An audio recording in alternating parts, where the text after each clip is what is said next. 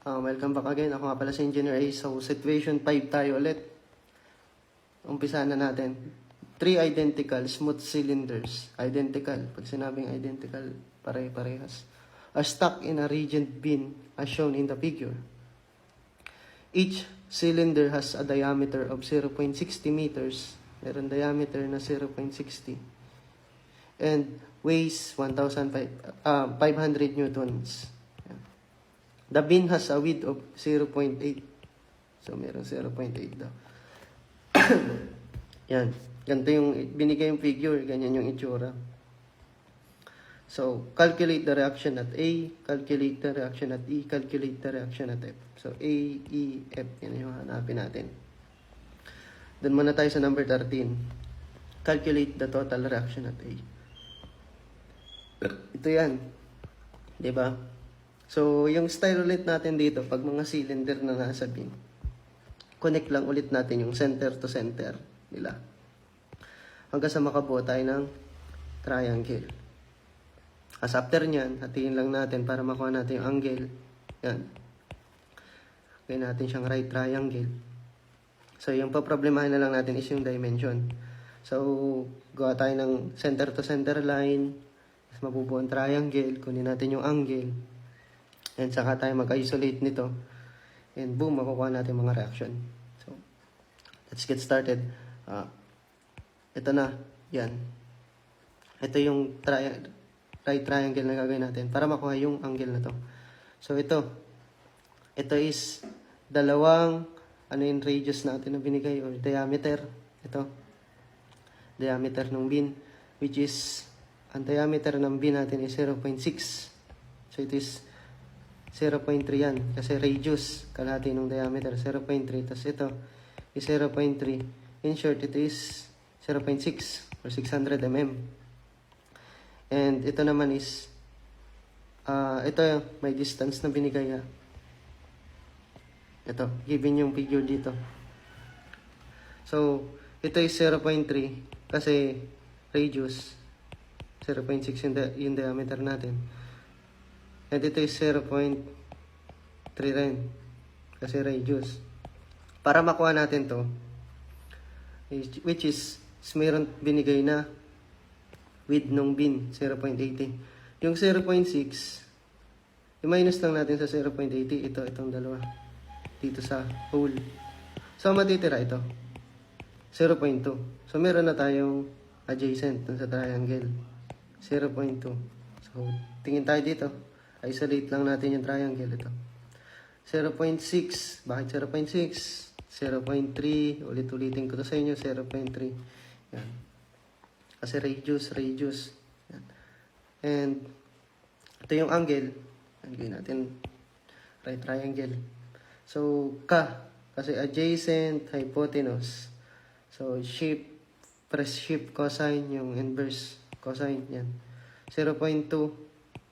And 0.6 adjacent over hypotenuse. 0.2 and 0.6. So, yung angle natin is 70.53 degrees. So, may angle lang tayo.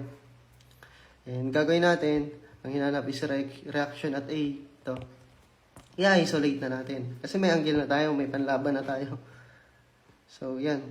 Ito yung RA. Reaction siya, which is inclined siya. So, meron siyang component. Yan. Ito yung RB. Yan. So, base dun sa previous na video na diniscuss ko, in-explain ko kung bakit ito naging sin theta and RA cosine theta. Panoorin nyo na lang ulit dun kaysa ulitin natin. So, yung palatandaan ko dito, which is, titingnan natin ganyan na angle yan. So, pag naglagay din tayo ng, di ba ganyan? Pag naglagay tayo angle, ito angle, yan. So, ito, yan. So, angle din yan. So, pag nasa kanya yung angle, cosine theta. Pag wala sa kanya yung angle, sin theta. Yung RA. So, makukuha na natin yung RA. Pag nag-summation forces vertical tayo, kasi mayroon naman tayong weight na 500 newtons. So, 3 equilibrium equation lang yung gagamitin natin dito. Makukuha natin to. Yung RA, ito. Summation forces vertical equals to 0. Positive pababa. So, 500. O, alin pa yung pataas or pababa na direction? Ito lang. So, pataas is negative. Negative RA sine 70.53 equals 0. Shift solve mo lang. So, RA is 530 newtons. Yun. And number 14 tayo. Calculate the total reaction at E. Ito. Malayo. So, pag in-isolate natin to, meron may expose na reaction at C. Diba? Wala tayong reaction at C. So, para makuha yung reaction at C, ito muna ang isolate natin.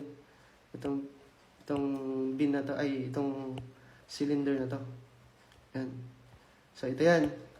So, meron na tayong RA. Nakuha natin from the previous item. RA. Meron tayong 530. So, ito yung center ng ano. Yan. Ito yung angle. Yan yung angle dito. Yan. Yan. Diba? Yan. Yun, gawa natin ng component to. Ang goal natin muna is kunin yung reaction at C. So, summation forces vertical equals to 0 muna tayo para makuha yung RC kasi meron tayong RA, meron tayong 500 Newton. So, isa lang yung ano, ito. So, summation forces vertical parang involved lang ito. Ito. At ito. Kasi meron tayo nito. 530, salpak lang natin. Summation forces vertical equals to 0. So, yung pababa is 500 Newton plus, may pababa-baba. Ito. RA sin theta. Meron na tayong RA. Minus itong pasalungat. RC sin 70.53 equals 0. Shift solve natin kasi ang ano lang naman is RC. Kuha natin 1,060 newtons yung RC. So may RC na tayo, pwede na natin i-isolate itong isang bin ito. Kasi may RC na tayo. Reaction at C. Yan. So summation forces horizontal lang tayo kasi yung hinahanap natin is reaction at E. Ito yung tanong sa next item which is number 14. Reaction at E. So summation forces horizontal lang. Meron tayong RC, nakuha na natin. So, yan. Ito yung sinabi ko. Yan. Pwede din naman dito yung component. Dito naman yung angle niya. Kasi, same lang din yan. Diba? Ito yung mga kailangan i-explain dun sa karamihan na nung nagre-review rin ako, which is nalilito talaga ako. So, nakabisa ko na lang, kakasolve. Kaya sinishare ko na lang yung shortcut. Kasi, para hindi time consuming sa board exam. So, summation forces horizontal equals to 0. Papunta sa right is positive. So, RE, positive siya. Minus o negative.